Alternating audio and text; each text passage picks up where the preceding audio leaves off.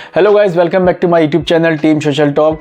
दोस्तों, इजराइल और हमास के बीच का जो वॉर है वो पूरी दुनिया के लिए बहुत ज़्यादा टेंशन का विषय बन चुका है। बिकॉज एक तरफ जहां इजराइल के एक मंत्री ने यहां दावा किया है कि ज़रूरत पड़ने पर हम हमास पर परमाणु हमला भी कर सकते हैं, तो वही इस स्टेटमेंट के बाद दुनिया के बहुत सारे लीडरों के बीच में एक टेंशन इस बात को लेकर है कि अगर किसी हालत में परमाणु हमला एक दूसरे पर होता है तो इस दुनिया का क्या होगा। इसी के बीच जहां सुनने में ये आ रहा है कि अमेरिका के न्यूक्लियर सबमरीन ने लाल सागर पे अपनी दस्तक दे दी है, तो इसके पीछे रशिया, चाइना, नॉर्थ कोरिया ने भी अपने परमाणु हमले की योजना को और तरीके से धार देने की बड़ी कोशिश में यहाँ लगे हुए हैं। लेकिन देखना यहाँ बड़ा दिलचस्प है कि पॉलिटिकल एंगल से कौन किस पर हावी होता है। 7 अक्टूबर को जब हमास ने इजराइल पे 5000 रॉकेट जब इसमें लॉन्च किया था, उसके बाद से इजराइल ने गाज़ा पट्टी जो फिलिस्तीन के अंडर में है इस पर बहुत ताबड़तोड़ हमले किए हैं और जिस पर अभी तक दोनों तरफ से बहुत ज़्यादा यहाँ पर नुकसान हो चुका है। तकरीबन ये माना जा रहा है कि 10 से 12 हज़ार के बीच में लोगों की यहाँ पर जानें जा चुकी है। लेकिन पॉलिटिकल और डिफेंस के एंगल से देखिए, क्या ये जो वॉर है वो दुनिया के लिए कहाँ तक सही है? क्या ये वॉर दुनिया को एक स्टेबिलिटी फॉर्म पे स्टेबल रखती है या नहीं? क्योंकि इससे पहले रशिया और यूक्रेन के बीच में लगातार वॉर हो रहा है, या उन वॉर से ध्यान भटकाने का एक मेथड ये है। लेकिन दोस्तों, इस पर जहां दुनिया के कई सारे जो लीडर है वो उसने अपनी चिंता जाहिर की है। दुनिया के आधे से ज़्यादा कंट्री के वर्ल्ड लीडरों ने अपना स्टेटमेंट भी दिया है। मलाला यूसुफजई से लेकर सऊदी अरब के प्रिंस से लेकर चाहे कतर के प्रिंस की बात करें, फ्रांस के प्रेसिडेंट की बात करें, रशिया के प्रेसिडेंट की बात करें, जितने भी वर्ल्ड लीडर है सभी ने इस पर अपनी चिंता जाहिर की है।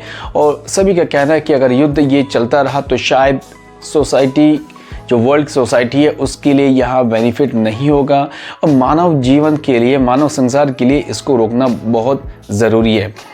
लेकिन इजराइल के प्रधानमंत्री का कहना है कि ये वॉर तभी रुकेगा जब इजराइल के लोगों को इस पर आम सहमति होगी।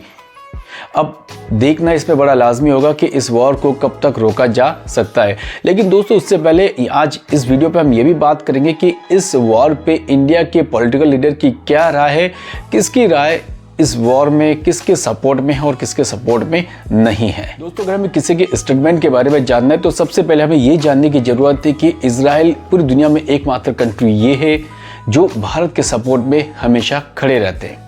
इंडिया के ऊपर अगर किसी तरह का टेरर अटैक होता है या कुछ भी इंसिडेंट होती है तो इजराइल हमेशा इंडिया के सपोर्ट के लिए सबसे पहले आगे होते हैं। तो दोस्तों, इजराइल और हमास के बीच में जो वॉर है इस पर हमारे नेताओं ने क्या कहा, हमें जानने की बहुत ज़रूरत है और आखिरकार पता चलना चाहिए कि हमारे पॉलिटिकल लीडर की इजराइल और हमास को लेकर किस तरह की सोच रखते हैं। 7 अक्टूबर को जब हमास ने इजराइल पर 5000 रॉकेट दागे थे जिससे बहुत सारे इजरायली नागरिकों की मौत हो गई थी। तकरीबन ये माना जाता है कि 1500 से अधिक लोगों की यहाँ पर मौतें हुई थी। इस पर देश के प्राइम मिनिस्टर मिस्टर मोदी ने बहुत अपना दुख जाहिर किया था और कहा था कि इस दुख की घड़ी में हम इजराइल के साथ हैं। उसके बाद इस देश में एक स्टेटमेंट का जो दौर है वो चलता गया। इस दौर में, इस सैलाब में कई लोगों ने अपनी स्टेटमेंट दी है। अगर हम बात करें सबसे पहले प्रियंका गांधी की, जो कांग्रेस की महासचिव भी है और बहुत बड़े लीडर के तौर पे जाने जाती है, उन्होंने कहा है कि यहाँ शब्दों से बहुत बहवा है कि इस हमले पर लगभग 10,000 से अधिक लोगों की मौतें हो गई है, जिसमें से 5000 से अधिक बच्चे। ये बहुत बड़ा एक जेनोसाइड है जिस पर हम उसको अपने शब्दों से एक्सप्लेन नहीं कर सकते। हॉस्पिटल पे बमबारी हो रही है, एम्बुलेंस पे बमबारी हो रही है, इवन रिफ्यूजी कैंप पे बमबारी हो रही है, तो इस पर अंकुश लगना चाहिए। इसके बाद अगर कांग्रेस के एक और लीडर की बात करें, राशिद अल्वी की बात करें, तो उनका कहना है कि जिस तरीके से इजराइल हमास पर हमला कर रहा है, हमें इजराइल का सपोर्ट बिल्कुल भी नहीं करना चाहिए। अगर हम इजराइल का सपोर्ट करते हैं तो खाड़ी देशों से हमारे संबंध बिगड़ सकते हैं।